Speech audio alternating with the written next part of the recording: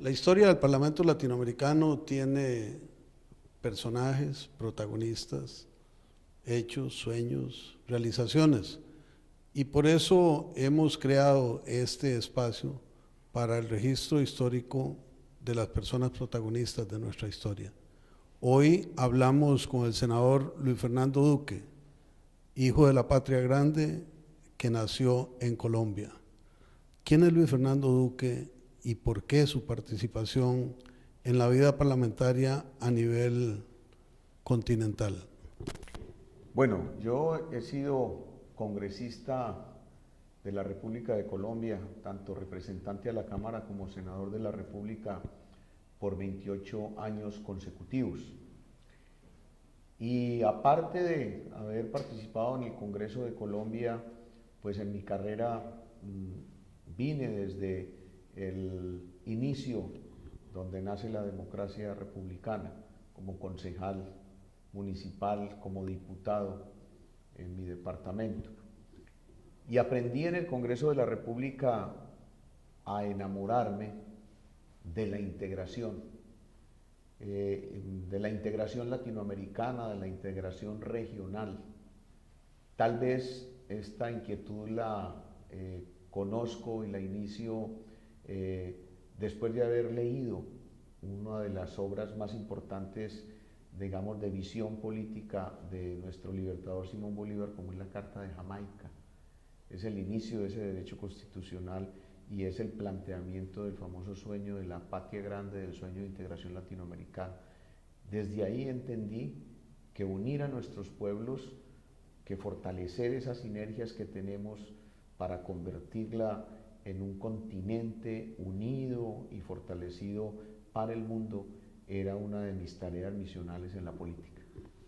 Don Luis Fernando, el ser representante popular siempre conlleva controversia, a veces halagos, a veces sentirse cómodo, pero muchísimas veces es sentirse en una fricción con la ciudadanía.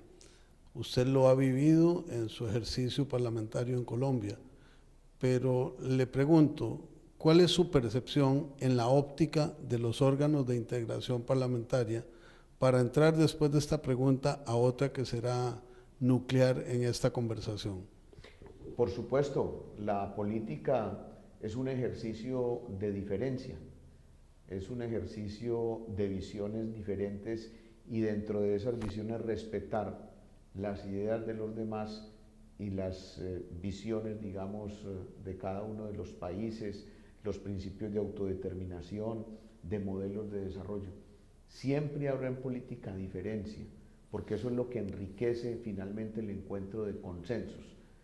Pero lo que hay que superar en la política es no creer que la diferencia se convierta en una situación de tipo personal, en algo que nos separe, que nos deje tener un relacionamiento de cortesía, de respeto con el otro y sobre todo de respeto por las diferentes nacionalidades y las diferentes culturas de esta América morena, de esta América tan rica en diversidad, no solamente humana, sino en esa naturaleza que nos ha dotado de pensamiento plural.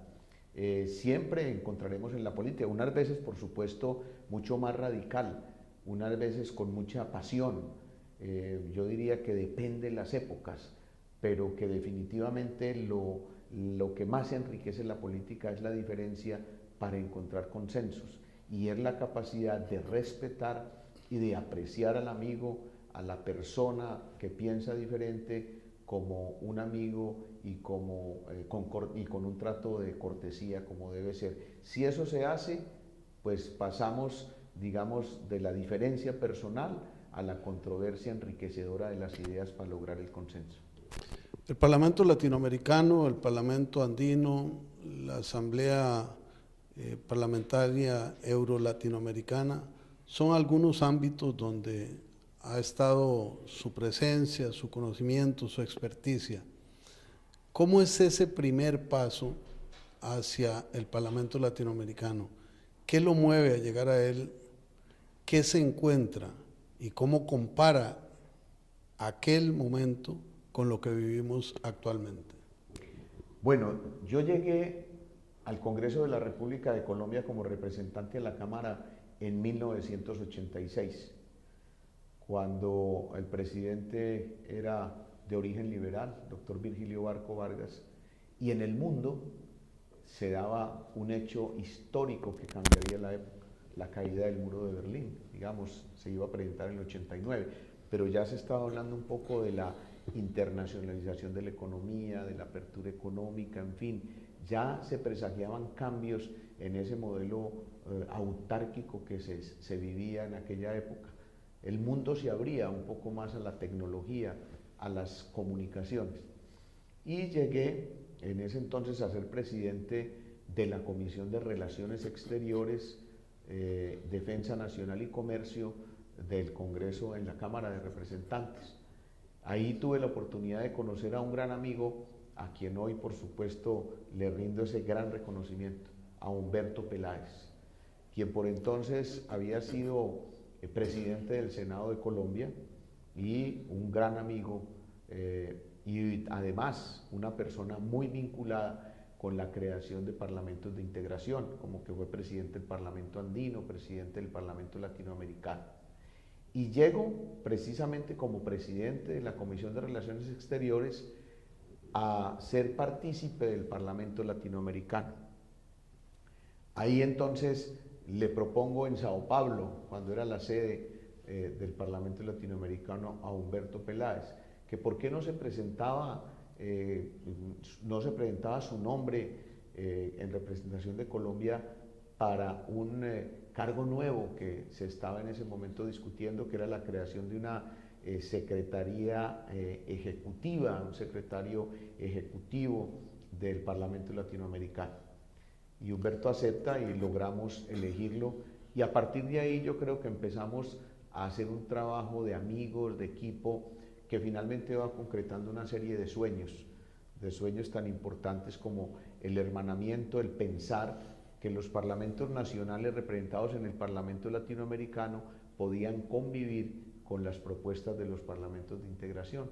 Y ahí se inicia el sueño que finalmente nos trae hasta el día de hoy, ya después de más de 15, 20 años trabajando por la integración regional, pero también ahora con un gran sueño más o menos consolidado, que es la integración latinoamericana y el diálogo birregional Unión Europea y América Latina.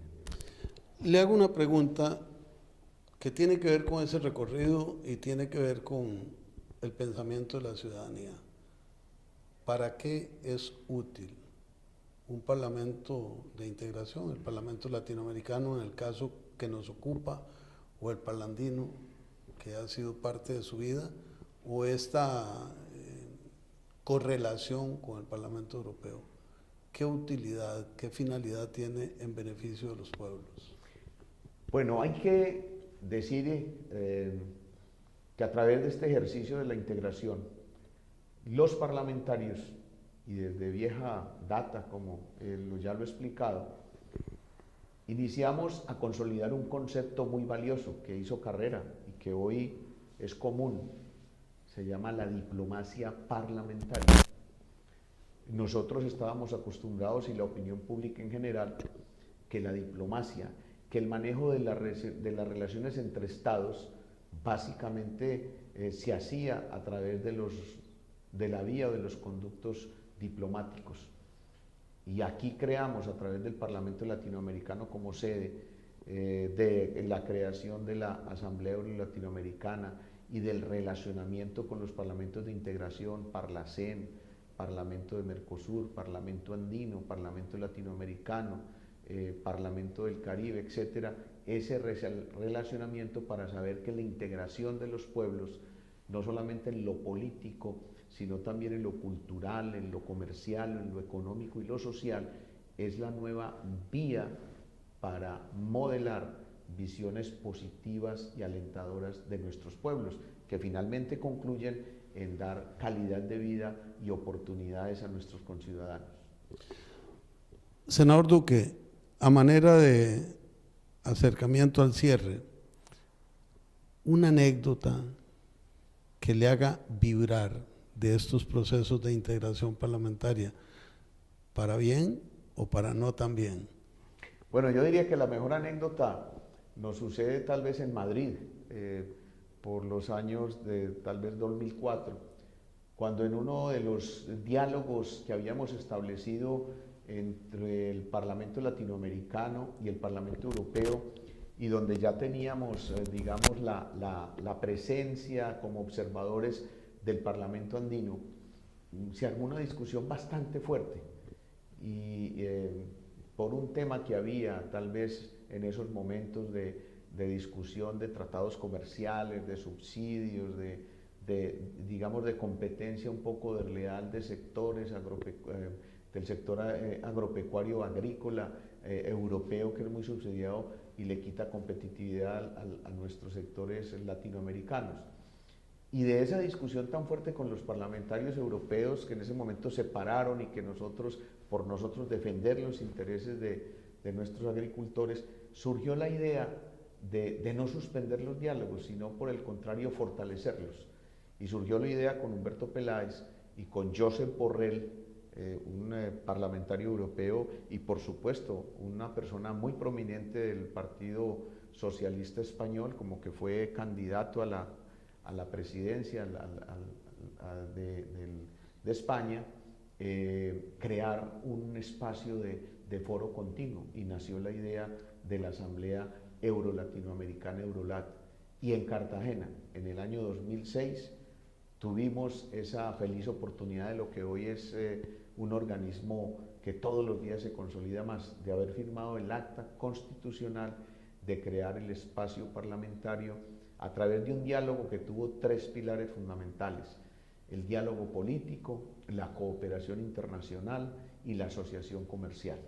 Así se creó Eurolat, y hoy vemos con gran complacencia que ha sido un instrumento maravilloso para dialogar, para ejercer la diplomacia parlamentaria con nuestros jefes de estados, para tocar asuntos que no tocan los diplomáticos comunes y corrientes, los embajadores, sino nosotros ante nuestros jefes de estado, temas tan importantes como el de cambio climático, como nuestra lucha del crimen, del narcotráfico, como intercambios en el tema de educación, consolidación de nuestras culturas y costumbres, desarrollos tecnológicos, en fin, todos los temas de actualidad que hoy en día compartimos a nivel global con Europa y América Latina. En protagonistas de la vida del Parlamento Latinoamericano, hoy hemos conversado con el senador Luis Fernando Duque. Muchísimas gracias, senador, por acompañarnos en este ejercicio para registrar la historia vivida por las mujeres y los hombres que han construido el Parlamento Latinoamericano. A ti, Rolando, y hacerte un reconocimiento muy especial. Yo recuerdo que contigo estuvimos como vicepresidentes de una comisión muy importante, que era la Comisión del Consumidor, y hoy en día hay leyes en América Latina sobre el respeto por los derechos del consumidor. En aquellas épocas, más o menos por los años 1998-2000, contigo de parlamentario latinoamericano, para que veas que la historia, como dicen, quien lo olvida está condenado a repetirla, pero es muy valiosa. Muchísimas gracias. Muy bien. Que esté muy bien. Muy amable, gracias.